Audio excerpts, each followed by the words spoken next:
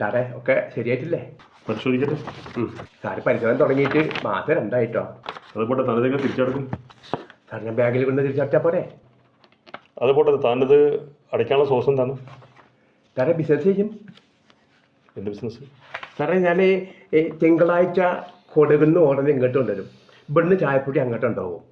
പിന്നെ ചൊവ്വാഴ്ച തിരുപ്പൂരിൽ നിന്ന് ബനിയൻ ഇങ്ങോട്ട് കൊണ്ടുവരും. ഇവിടുന്ന് കുരുമുളകും ചായപ്പൊടി ഇഞ്ചി അങ്ങോട്ടുണ്ടാവും. ബുധനാഴ്ച ഞാൻ കോഴിക്കോട് നിന്ന് മീൻ ഊട്ടി കൊണ്ടുപോകും. ഊട്ടിയിൽ നിന്ന് ഞാൻ ഊട്ടി വരയ്ക്ക്. ഞാനിവിടെ തൻ്റെ കോമഡികൾക്കായിരിക്കില്ല. അത് സാറേ ഈ ശനിയും ഞാനും ലീവുണ്ട്. താനെന്തോടെ കരുതിയേ? ലീവുണ്ട്. ഇത് കറക്റ്റായി തിരിച്ചടച്ചില്ലെങ്കിൽ ബാങ്കിന്റെ നടപടിയെ കുറിച്ച് അറിയാമല്ലോ. എൻ്റെ നടപടി മോശമൊന്നുമില്ല സാറേ, നിങ്ങൾ തന്നോക്കി.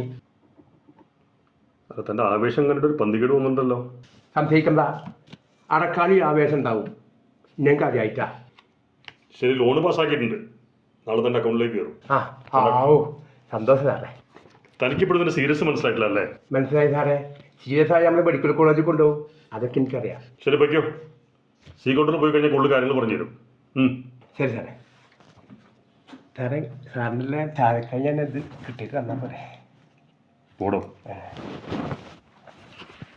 സാറേ ഈ സെഞ്ചി ഇവിടെ നിന്നോട്ടെ, നാളെ കായ് നിൽക്കുമ്പോൾ മറക്കും ഞാൻ. എടുത്തിട്ട് പോടോ. അവൻ്റെ സെഞ്ചി.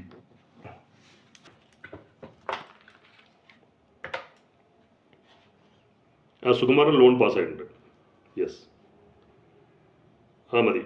അക്കൗണ്ട് ട്രാൻസ്ഫർ ചെയ്താൽ മതി.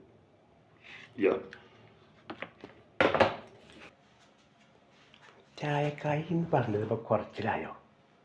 ഇപ്പം ഞാൻ അതുകൊണ്ട് വെച്ചപ്പോൾ ലോൺ ഇല്ലാതാക്കുമോ? ഒന്നുകൂടി സോപ്പിട്ടിട്ട് വരാം.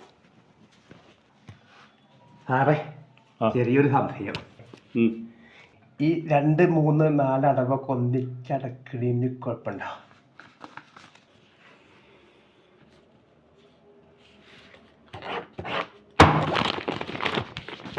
Loan cancel ആക്കിയിരുന്നു.